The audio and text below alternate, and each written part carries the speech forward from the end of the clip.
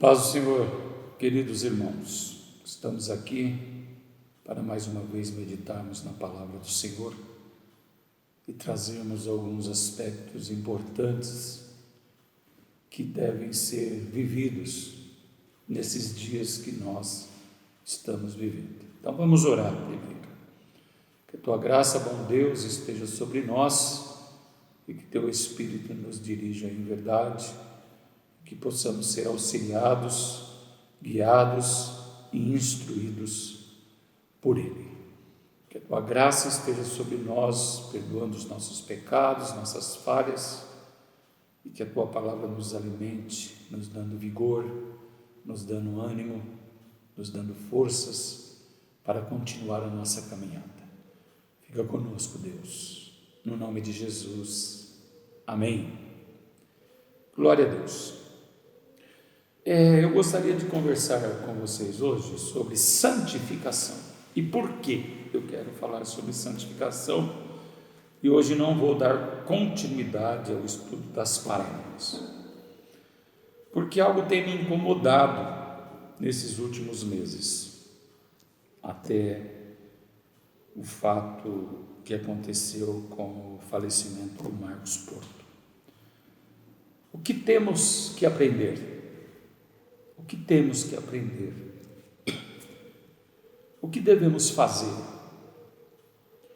Nós tivemos aqui no nosso contexto 3 pessoas que de alguma forma estavam envolvidas conosco, umas mais, outras menos, mas nós temos o passamento do irmão Geraldo, depois nós tivemos o passamento do seu Carlos e do Marcos Porto.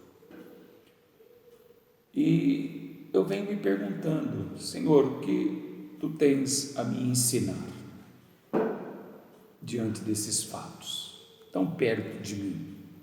O que é que eu posso trazer para o meu coração? Quais são as reflexões? E eu queria perguntar a você, o que você aprendeu com isso? O que é que você refletiu sobre essas coisas, sobre esses falecimentos? Interessante que cada um foi distinto do outro, Cada um teve um processo diferente um do outro, O irmão Geraldo, um guerreiro, um missionário, um evangelista, um homem que amava demais a palavra, que vivia para a palavra. Foi assim animador de ver o testemunho do irmão Geraldo, e foi um privilégio para mim vê-lo pregando no púlpito da igreja e saber de toda a obra que ele realizou aqui nesse lugar no Parque USP, desde o tempo em que ele se reunia com as crianças debaixo da árvore, a construção de todo este núcleo de igreja, e sua mensagem firme e segura, levando praticamente sua família no braço. Mas nós víamos o irmão Geraldo também numa luta muito grande pela própria família, para os filhos, para os netos, para os sobrinhos. A gente percebia no coração do irmão Geraldo a ansiedade de vê-los firmes em Cristo, mesmo antes de partir. No seu Carlos, nós vemos um homem que recebeu a Cristo, onde toda a família praticamente não conhecia Cristo, pai do nosso diácono Vidal. Tínhamos um relacionamento distante, mas era um outro contexto de vida, numa cidade grande, cheia de correria, onde as pessoas mal se veem, mal se conversam, onde as famílias praticamente ficam quase que separadas. E nós tivemos o passamento do Marcos também num outro contexto, diácono da igreja, mudou-se para o estado do Espírito Santo, com novas perspectivas, com novos projetos, novos sonhos. Tenho certeza que o Marcos tinha ideais ainda naquele lugar lá para conquistar junto com a sua esposa Cristina, mas de repente tudo se acabou para o irmão Geraldo, se acabou para o seu Carlos e acabou para o Marcos. É dentro desse contexto, sabe, irmãos? Dentro desse contexto. Mas há um ponto em comum nesses passamentos: a comoção, a emoção, o sentimento da perda, não é verdade? A dor na alma, a angústia de perder um ente querido tão amado, tão prezado, como foram essas 3 pessoas. Essa comoção, ela trabalhou de diferentes formas também. Na família do irmão Geraldo, um aconchego maior a Deus, à igreja. Aí veio a pandemia. A pandemia novamente os distanciou, os levou para longe de novo. Foi como que se saltassem dentro da igreja e no próximo ponto saltassem para fora da igreja. O Marcos, nós temos a sua família em comoção e espero sinceramente que eles possam refletir nesse momento, se achegarem a Deus. E a família do seu Carlos, nós temos que orar por eles, para que Deus possa perscrutar os corações, trazê-los à realidade e à verdade dos dias que nós estamos vivendo. Então é isso, meu querido. O que é que Deus falou comigo diante dessas evidências? Deus falou claramente comigo, eu sei que deve ter já falado com você, para que tenhamos uma vida aos seus pés. Porque nós não sabemos a nossa hora, irmãos.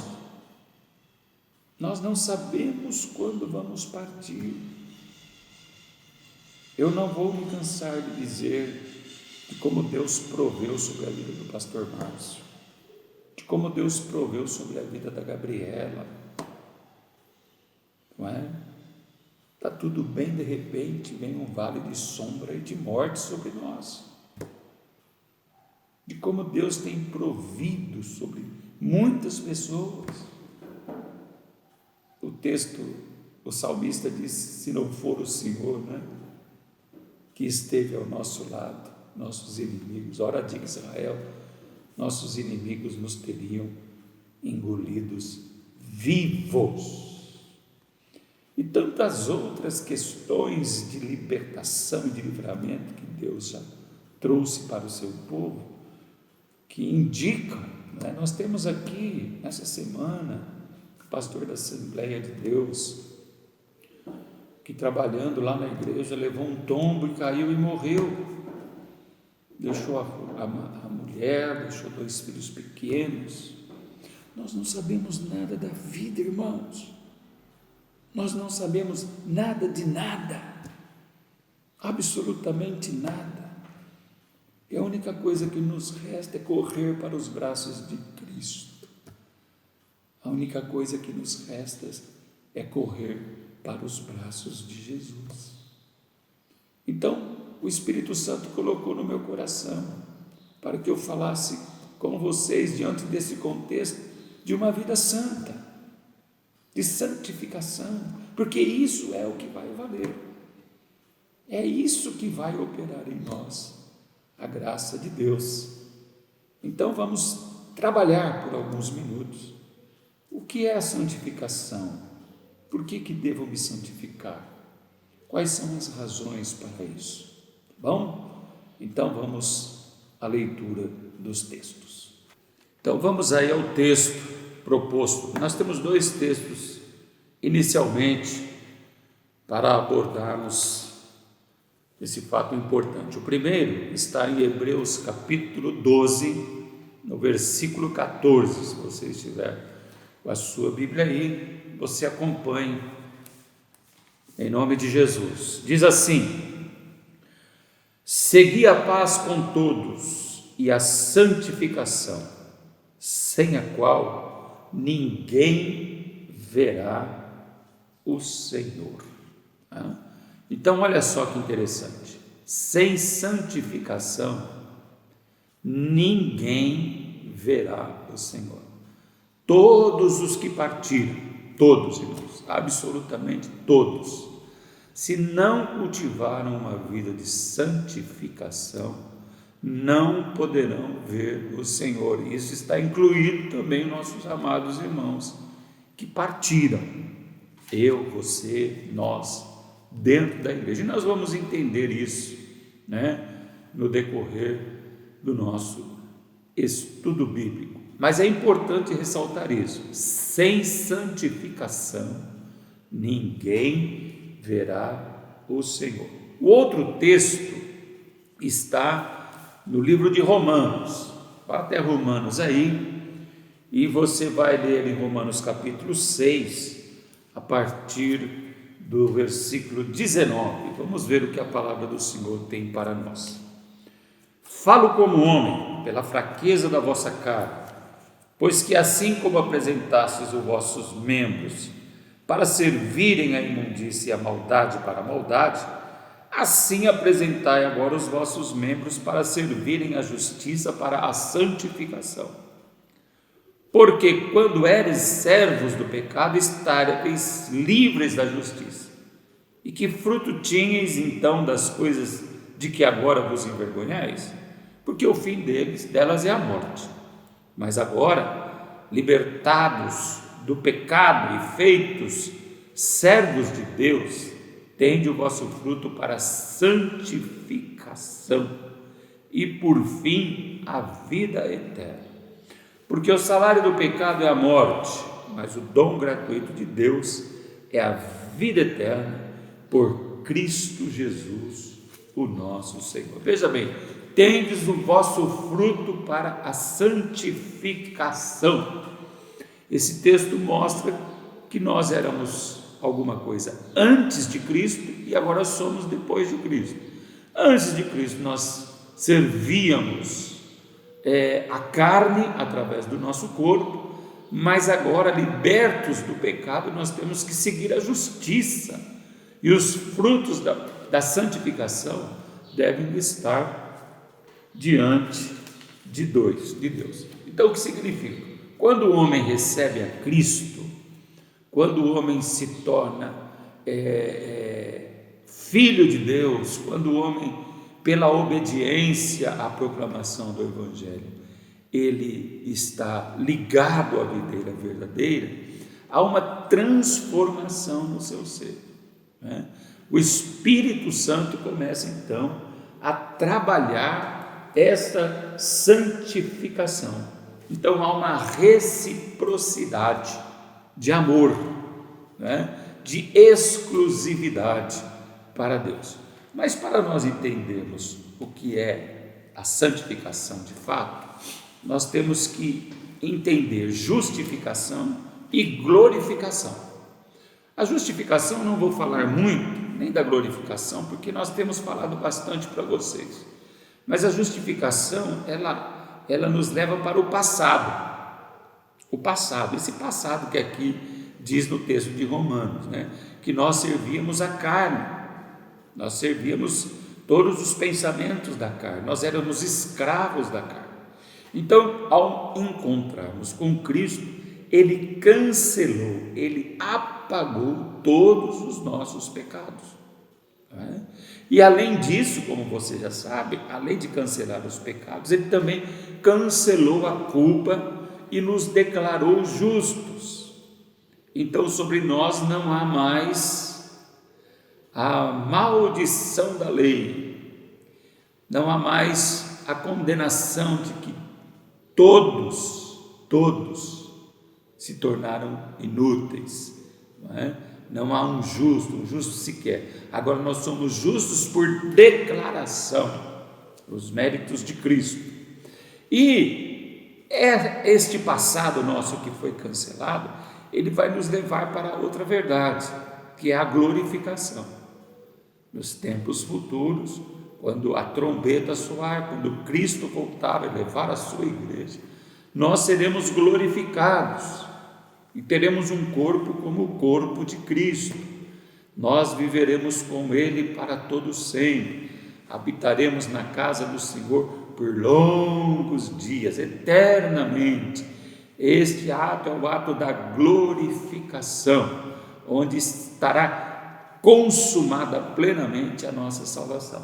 Mas entre o passado e o futuro, quer dizer, entre a justificação e a glorificação, nós temos a santificação, que é esse interregno de tempo, é esse tempo que Deus usa para moldar o nosso caráter, para moldar o nosso coração, para nos preparar para a glorificação. Por quê? Sem santificação ninguém verá o Senhor. Então, o que é esse processo, então, de santificação? O que nós podemos entender sobre santificação? É um ato que só o Espírito Santo pode fazer, irmãos. Nós não temos condição de fazer e de tornar viável esse ato por nós mesmos. O Espírito Santo quem faz. E o que ele faz? Ele nos separa. A santificação é separação. Há duas maneiras de entender a separação. Ele nos separa do mundo e a santificação nos separa para Deus. Quer dizer, ela nos tira do mundo e ela nos leva para perto de Deus. Então a separação, santificação na nossa maneira de entender e de ver, é Deus trabalhando esse contexto. Sai do mundo, venha para Deus. Separados do mundo, separados agora para Deus. Você entende? Então esse processo é um processo que só o Espírito Santo pode fazer. Então quando ele vem até nós para protagonizar esse ato, ele nos tira das coisas que antes nós nos envergonhávamos, das coisas que hoje a gente lembra, puxa vida, o que eu era, o que eu fazia, era uma tremenda vergonha, né? Então Deus nos tirou de tudo isso. Então há uma depuração, há uma purificação do nosso corpo, da nossa alma, da nossa mente, dos nossos sentimentos, né? Nós nos abstemos de todas as concupiscências, sejam carnais, sejam dos olhos, seja a soberba da vida, né? Nós nos separamos e nos preparamos para o ato da glorificação. Por que isso é necessário? Porque Deus falou para nós: sede santos, porque eu sou santo. Deus não pode coabitar com o pecado, então Ele se obriga a fazer isso por nós, para que Ele possa ter comunhão conosco. Ele se obriga a fazer isso por nós, né? Glória a Deus. Então é algo que sai de dentro para fora, não é de fora para dentro, é de dentro para fora. Começa aqui no interior, e vai para todo o nosso exterior. Vocês estão entendendo isso? Vamos fazer uma outra leitura em 1 Tessalonicenses, capítulo 4, do versículo 3 ao versículo 7. Então, abram aí, 1 Tessalonicenses 4, do versículo 3 ao versículo 7, vamos ver o que diz a palavra do Senhor. Olha só: porque esta é a vontade de Deus, a vossa santificação, que vos abstenhais da prostituição, que cada um de vós saiba possuir o seu vaso em santificação e honra, não na paixão da concupiscência como os gentios que não conhecem a Deus. Ninguém oprima ou engane o seu irmão em negócio algum, porque o Senhor é vingador de todas essas coisas, como antes também vos dissemos e testificamos, porque não nos chamou Deus para a imundícia, mas para a santificação. Para que Deus nos chamou? Para continuarmos na imundícia? Não, Deus nos chamou agora para a santificação. Essa é a vontade de Deus. Leitura, João 15:3. Vamos ler aqui em João 15:3. Isso aqui é muito importante também, viu, irmãos? João 15:3. Vamos ver o que diz a palavra do Senhor aí. Vamos aí. Está em mim e eu em vós. Como a vara de si mesmo não pode dar fruto se não estiver na videira, assim também vós, se não estiverdes em mim. Então, o que significa? Não há como haver santificação se nós não estivermos em Cristo. Cristo é o fundamento. A operação é do Espírito Santo no fundamento do nosso coração, que é Cristo. Então nós precisamos estar em Cristo. O Espírito Santo vai nos levar para estar em Cristo, porque Ele é santo, Ele é o exemplo, Ele é que vai dar a nós a possibilidade da separação. E quanto mais eu conhecer a Cristo, mais haverá possibilidades de que eu venha a ser santificado por esta obra. Vocês estão entendendo, irmãos? Então vamos agora para mais um texto. O texto agora é de 1 João 1,7. Vamos para 1 João 1,7. Primeira epístola de João 1,7, lá para o fim da Bíblia. Vamos ver o que está escrito. Olha só. Mas se andarmos na luz, como Ele na luz está, temos comunhão uns com os outros, e o sangue de Jesus Cristo, seu Filho, nos purifica os pecados. Aleluia! Olha só, a santificação está ligada intimamente com a purificação dos nossos pecados. Se andarmos na luz, como Ele na luz está, temos comunhão uns com os outros, e o sangue de Jesus.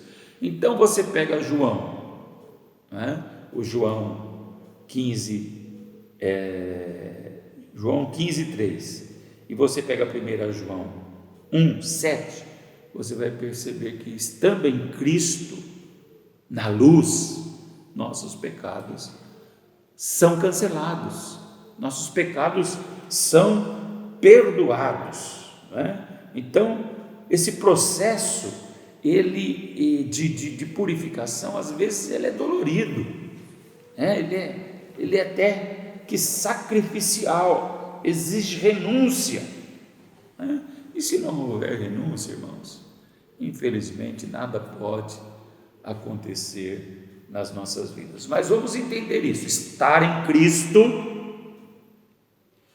é andar na luz. Andar na luz é estar em Cristo. E o sangue de Jesus nos purifica de todo o pecado, aperfeiçoando a salvação que é oferecida em Cristo Jesus, o nosso Senhor. Amém? Está todo mundo entendendo aí? Então, graças a Deus. Me vem na mente agora um versículo de Hebreus, no capítulo 12, não estava aqui para eu ler, mas no capítulo 12 de Hebreus, deixa eu achar aqui, irmãos, porque ele é importante, viu? Olha só. Portanto, nós, 12:1, portanto, nós também, que estamos rodeados de uma tão grande nuvem de testemunhas, deixemos todo o embaraço e o pecado que tão de perto nos rodeia e corramos com paciência a carreira que nos está proposta, olhando para Jesus, autor e consumador da fé. Então, existe nesse trabalho do Espírito Santo um trabalho árduo de nos tirar do pecado e dos embaraços. Eu acho interessante que fala do embaraço e do pecado. O que é um embaraço? O embaraço muitas vezes são coisas que não são pecaminosas, mas que pelo muito fazer, pelo muito se valorizar, se tornam pecaminosas e travam o nosso crescimento, e travam a santificação do Espírito Santo, o trabalho de santificação do Espírito Santo sobre as nossas vidas. Então nós precisamos ter cuidado. Se você olhar para o contexto, a grande nuvem de testemunhas está falando de Hebreus capítulo 11. Eles são as testemunhas. Todos aqueles homens, foram induzidos pelo Espírito a viverem uma vida de santificação e principalmente de renúncia. Como que eles renunciaram? Há um exemplo tremendo no capítulo 11 de renúncia, que é o exemplo de Moisés. Vocês se lembram, que ele preferiu antes ser maltratado com o povo de Deus do que a usufruir do gozo do pecado por um breve tempo. E olha que ele tinha um status no Egito tremendo. Ele poderia ter toda a riqueza, ele poderia ter todo o status, todas as mulheres, toda a galardia do Egito, toda a pomposidade, todo o conforto do Egito, mas ele preferiu antes ser maltratado com o povo de Deus. Então, não há, irmãos, nas nossas vidas algo fácil. A santificação é um processo que dói, dolorido, que quer tirar de nós as coisas que nós gostamos de fazer, que quer implantar em nós a exclusividade de Cristo. Então entenda isso, irmãos, quando nós falamos de santificação. Então você olha para o que a morte desses amados irmãos estão me trazendo nesses dias. Sede santo, renuncie o pecado, renuncie a vida fútil, o mundo, o seu glamour, a sua glória. Volte-se para Cristo todos os dias, volte-se para Cristo. Então nós temos que nos adornar com a santidade de Deus. Como eu disse para vocês, ela começa aqui no interior, mas a santidade, depois do interior, ela vem para o exterior, e o seu exterior acaba revelando que você é diferente, a glória de Cristo está sobre você. Então você vê na igreja muita gente falando de tatuagem.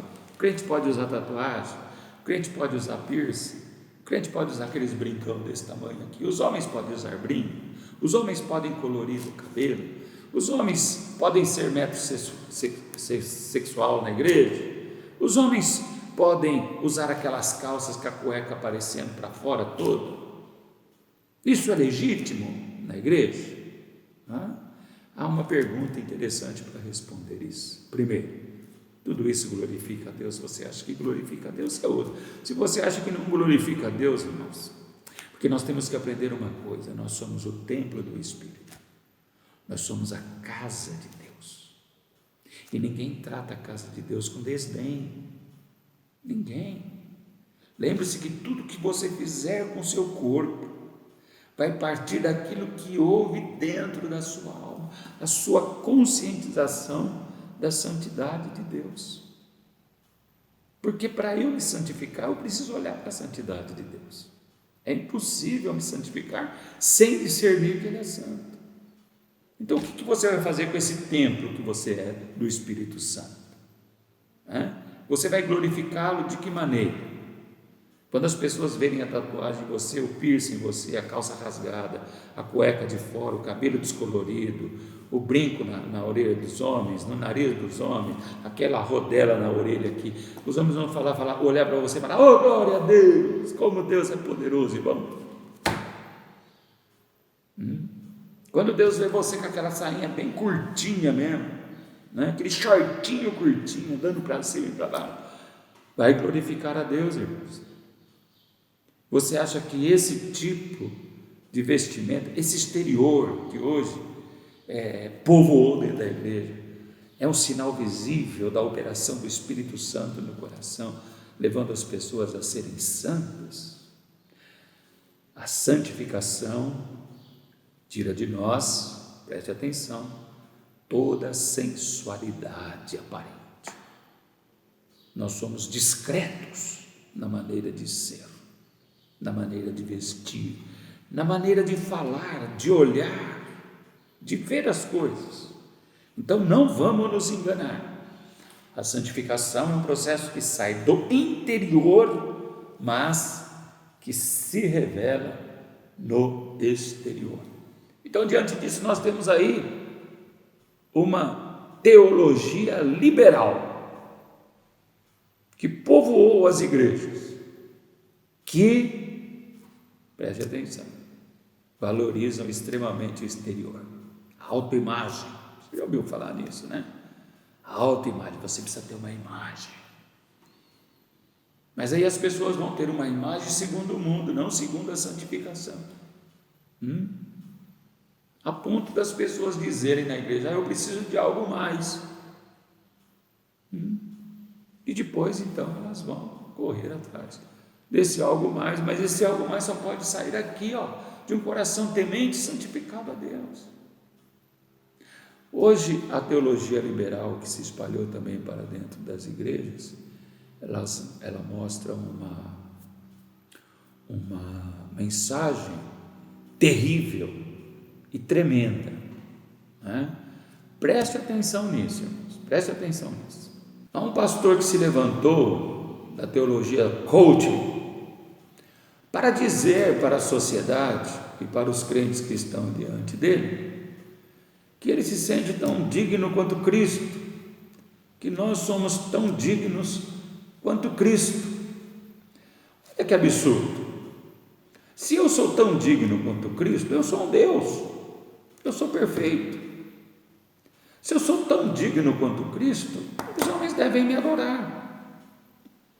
Se eu sou tão digno quanto Cristo, que eu não devo nada a Cristo, então eu não preciso de arrependimento, eu não preciso mais de santificação, porque eu já sou perfeito. E as pessoas, irmãos, estão acreditando nisso.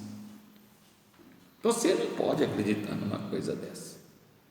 Isso é extremamente diabólico.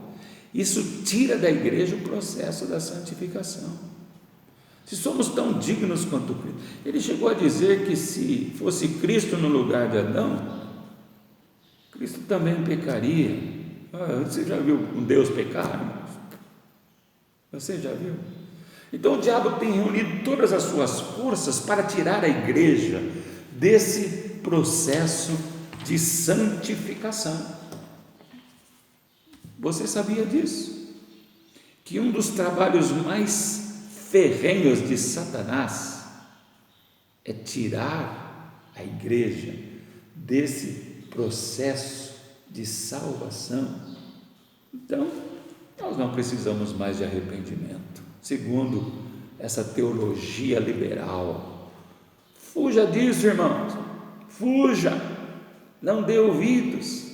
É uma teologia que fala de Cristo só nos seus milagres, é uma teologia que fala de Cristo, das suas ações, de curar, de ressuscitar, de estender a mão, mas é uma teologia que não fala da cruz, que não fala do sangue derramado, que não fala do cancelamento dos pecados, que não fala de santificação,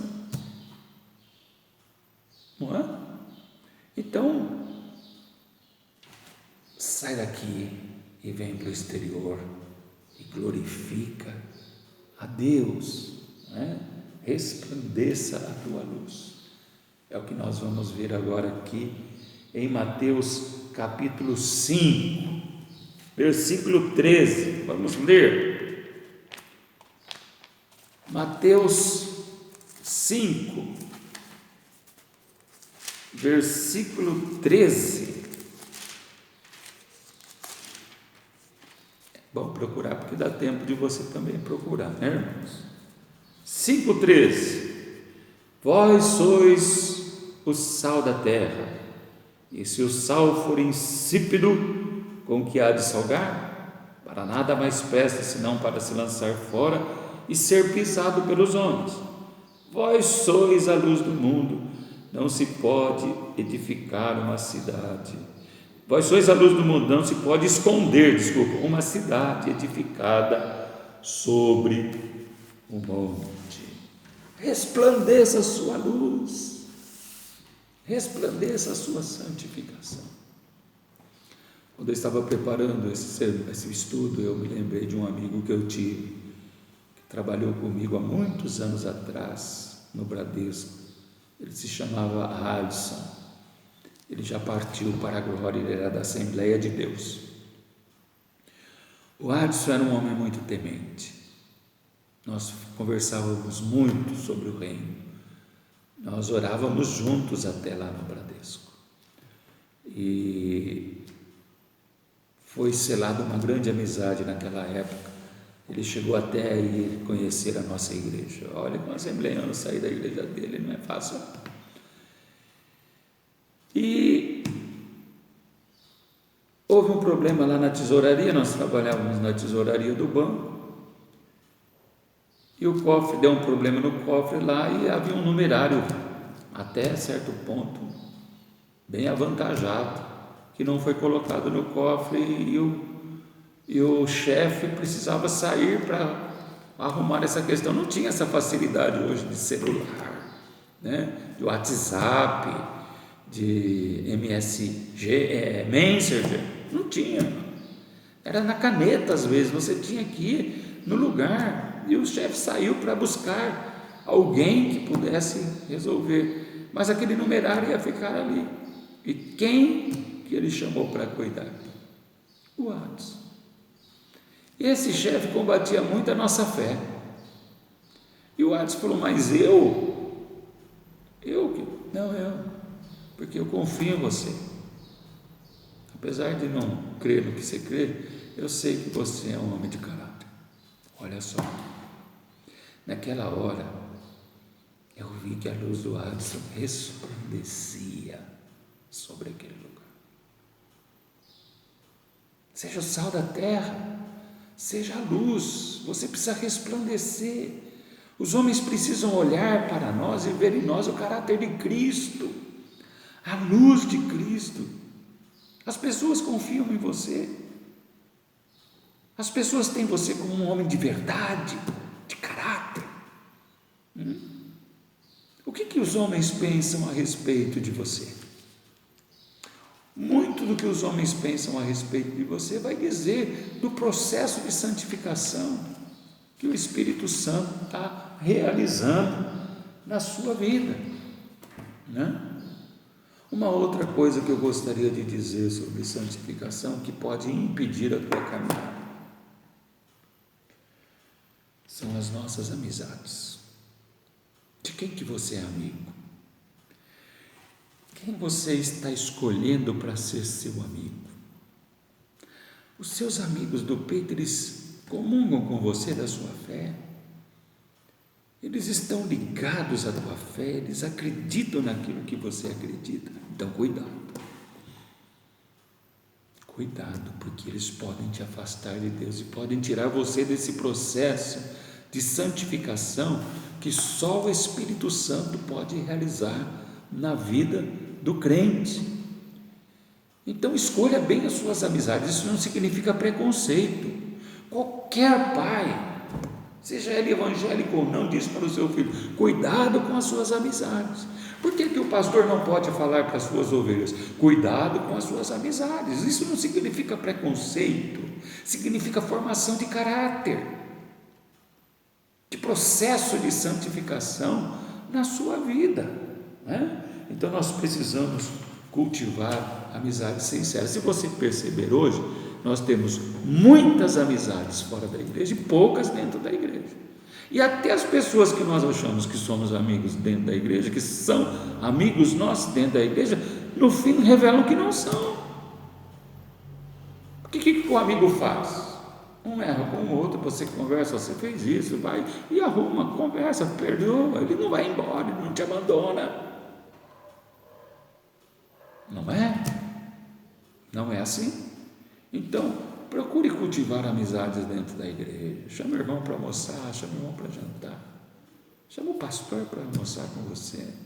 Cultive amizades dentro da igreja, para você não sair carente atrás no mundo de amizades que não resplandecem a luz de Cristo e que vão ofuscar também a sua luz.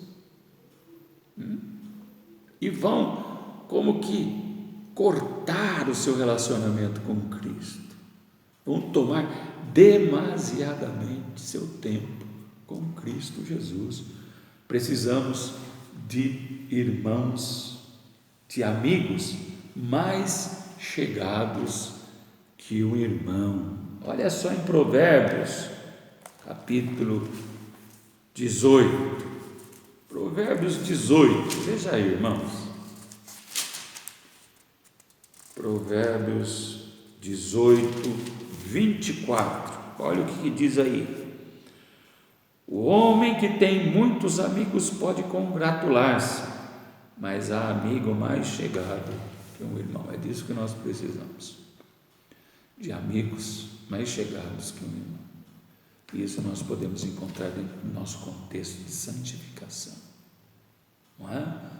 Havia também um outro aqui, deixa eu ver se eu acho, 17 de Provérbios. Em todo o tempo amo o amigo, e na angústia nasce o irmão.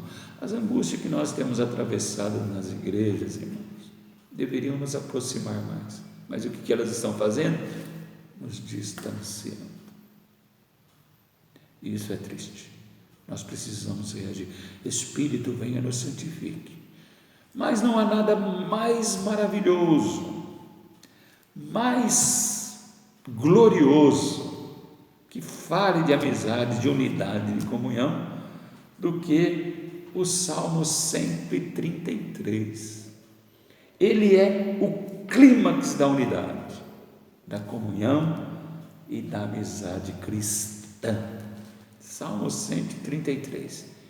Então vamos ler agora o Salmo 133 juntos. Amém? Abre a sua Bíblia aí no Salmo 133.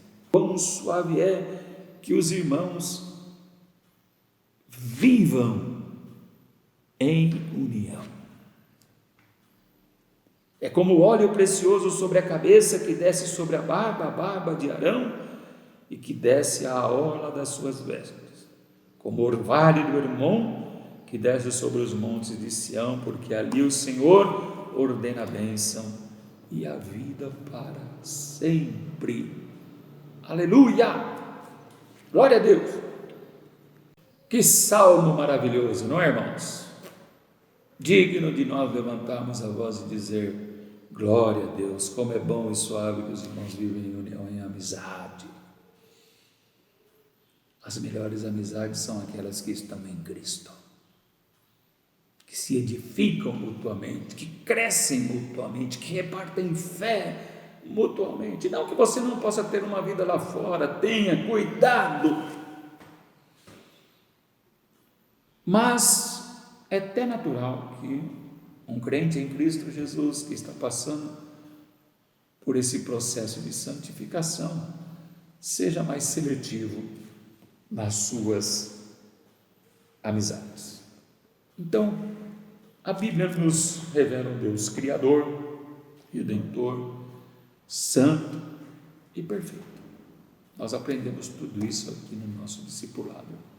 Deus é fantástico. Não há outro Deus como o nosso Deus. Não há. Só Ele é Deus. E o que Ele quer de nós? Ele quer que nós possamos ser santos, como Ele é santo. Agora eu pergunto para você: você é santo? Você está separado? Você batalha para a santificação da sua casa? Você batalha para a santificação da sua esposa? Você batalha para a santificação dos seus filhos? Você batalha para a santificação do seu marido. Você batalha para a santificação da igreja em que você congrega. Eu acho interessante que nesse processo de santificação, muitas vezes nas tribulações que temos, começamos a nos sentir coitadinhos.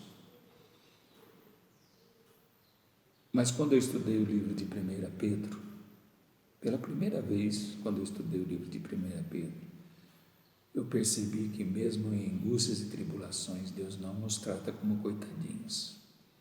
Mesmo em lutas, tribulações e provas, e injustiças, Ele exige de nós santificação e purificação, em todos os aspectos.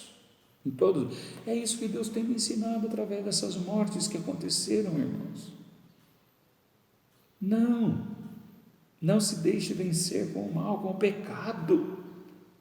E para terminar, então, eu gostaria de ilustrar esta última fala que eu disse do livro de 1 Pedro, porque lá eles estavam todos foragidos, fugidos, dispersos na Ásia, na Betínia, no Ponto, na Capadócia, por toda aquela região, porque estavam sendo perseguidos para a morte.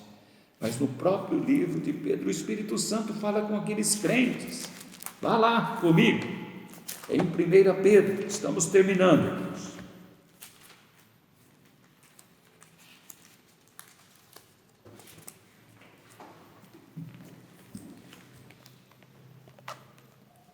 Primeiro no capítulo 1, versículo 13, olha o que diz para aqueles crentes: cingindo os lombos do vosso entendimento, sede sóbrios, e esperai inteiramente na graça que se vos ofereceu na revelação de Jesus Cristo, como filhos obedientes. A santificação nos leva a ser obedientes, não vos conformando com as concupiscências que antes havia em vossa ignorância, mas como é santo aquele que vos chamou, sede vós também santos em toda a vossa maneira de viver. Aleluia.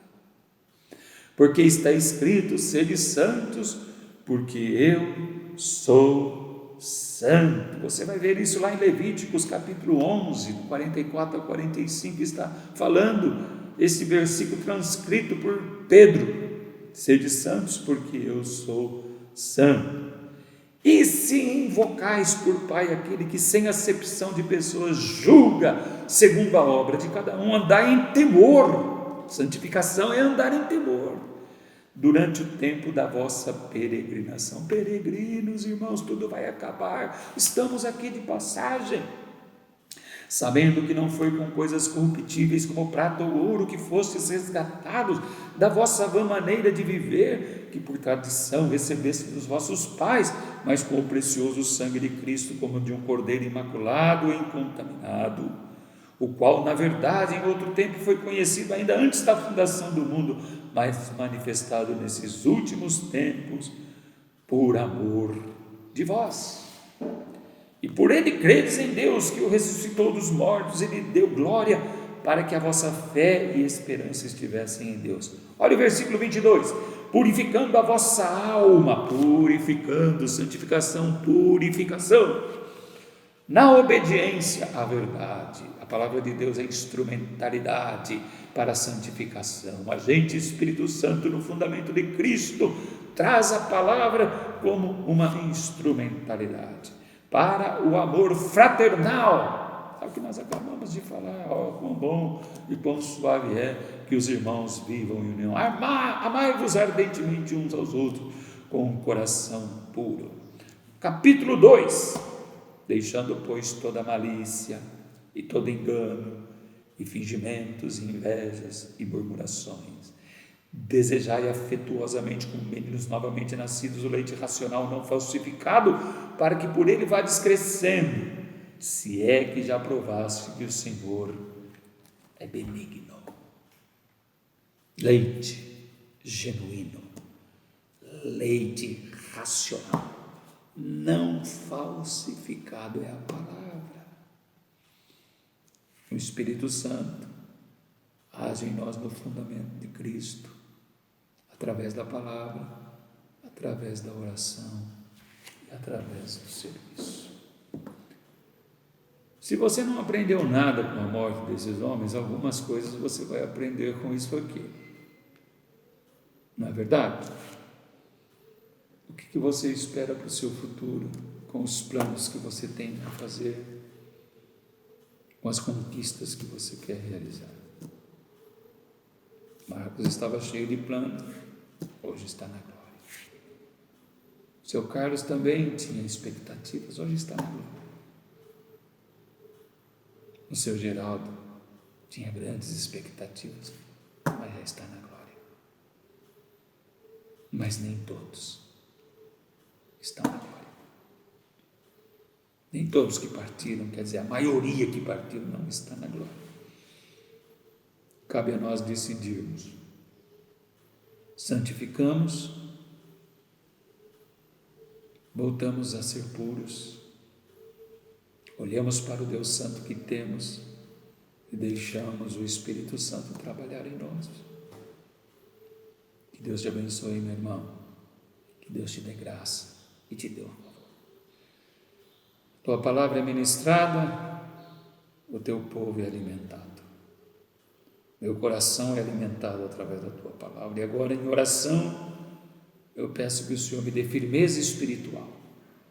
Que o Senhor dê firmeza espiritual a esse teu povo. Que todos sejam agraciados com uma vida santa e pura diante de ti e diante dos homens.